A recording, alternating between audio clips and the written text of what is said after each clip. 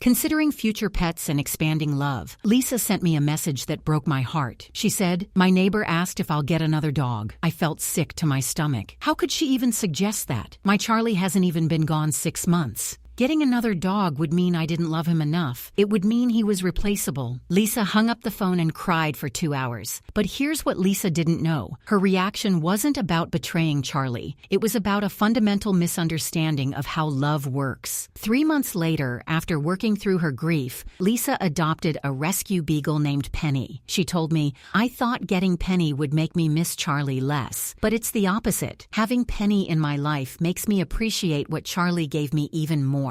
I'm not replacing him. I'm expanding my capacity to love." Today we're talking about one of the most emotionally complex topics in pet loss, considering future pets and expanding love. If the thought of another pet makes you feel guilty, confused, or even angry, you're in the right place. We're going to sort through these feelings together. Replacement versus expansion, understanding the difference. Let's start by clearing up the biggest confusion around future pets, the difference between replacement and expansion. Replacement thinking. Replacement thinking sounds like this. I need another dog to fill the hole Charlie left. I want a dog that looks just like Charlie. Maybe a new pet will stop the pain. This approach treats pets like objects. Like if your favorite mug breaks, you go buy an identical one to replace it. But pets aren't mugs. They're souls. They're relationships. They're irreplaceable. Expansion thinking. Expansion thinking sounds different.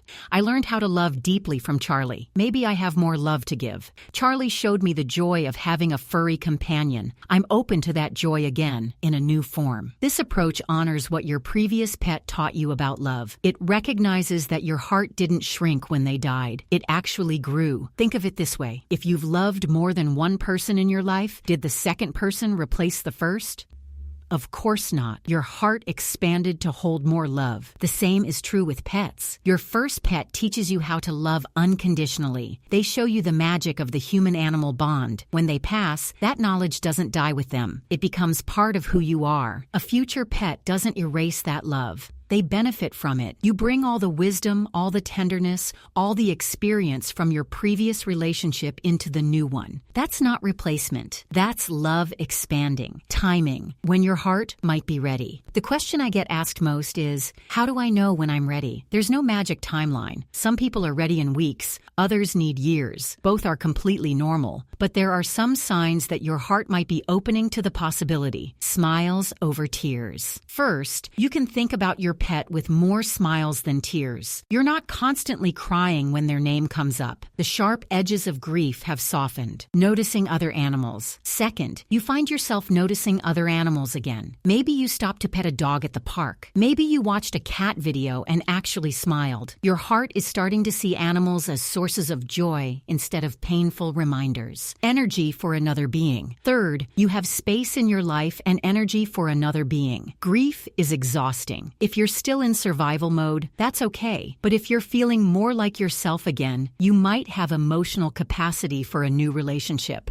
Positive motivations. Fourth, you're drawn to the idea for positive reasons, not desperate ones. You're not thinking, I need another pet to stop feeling sad. You're thinking, I miss having that special bond. I'm ready to love again. What readiness doesn't look like. You're completely over your grief. You never think about your previous pet. You're looking for an exact replacement. Those aren't signs of readiness. Those are signs you're not ready yet. And that's perfectly fine. There's no rush. Your previous pet will wait. Love is patient. The right time is when your heart feels open, not desperate, curious, not frantic, ready to expand, not trying to replace. Honoring past love while embracing new possibilities. One of the biggest fears people have is that getting a new pet somehow dishonors their previous pet's memory. Let me tell you why this isn't true. Your love for your previous pet created space in your heart for love itself. That space doesn't belong to just one animal. It belongs to your capacity for connection, for joy, for companionship. When you adopt a new pet, you're not giving away your previous pet's love. You're using what they taught you to love again. Think about it this way. Your previous pet spent their whole life teaching you about unconditional love, about joy, about the magic of the human-animal bond. Would they want that wisdom to die with them? Or would they want you to use it to bring joy to another animal who needs a home?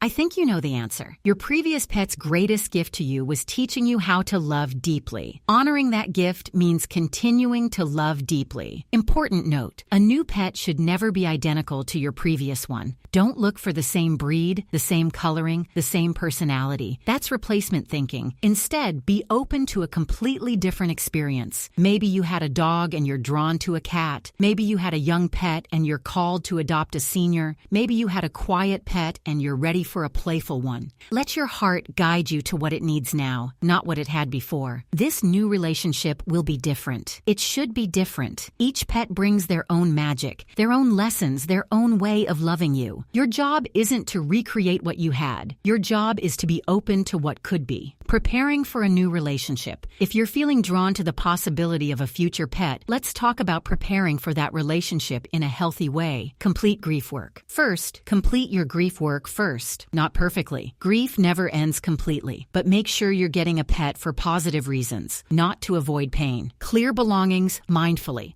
Second, clear your previous pet's belongings mindfully. We talked about this in week 5. You don't have to throw everything away, but you also don't want your new pet living in a shrine to your previous one. Keep what brings you joy and peace. Store or donate what feels heavy with grief. Create space for new memories. Resist comparison. Third, resist the urge to compare. Your new pet will do things differently. They'll have different habits, different preferences, different ways of showing love. That's not better or worse than your previous pet. It's just different. Comparison is the enemy of new relationships. Instead of thinking, Charlie never did that, or Charlie used to do this, try thinking, this is Penny's way of being Penny. Introduce memories positively. Fourth, introduce your new pet to your previous pet's memory in positive ways. You might show them photos and say, this is Charlie. He taught me how to love dogs. You might visit your previous pet's favorite park with your new companion. This isn't strange. This is honoring the continuing bond while embracing the new one. It's okay to not want another pet. Before we wrap up, I want to say something important. It's completely okay if you never want another pet. Some people are one-pet people. Some people had such a profound bond with their companion that they don't want to share that type of love again. Some people are in a different life stage and don't have the energy for another relationship. All of these are valid choices. Not wanting another pet doesn't mean you loved your previous pet more. It doesn't mean you're more loyal or more devoted. It just means your heart is complete with the love you shared. And that's beautiful too. The only wrong choice is the one you make from fear or pressure from others. Whether you choose to adopt again or not, make sure it's your choice, for your reasons, in your timing. Summary. Today we talked about considering future pets and expanding love.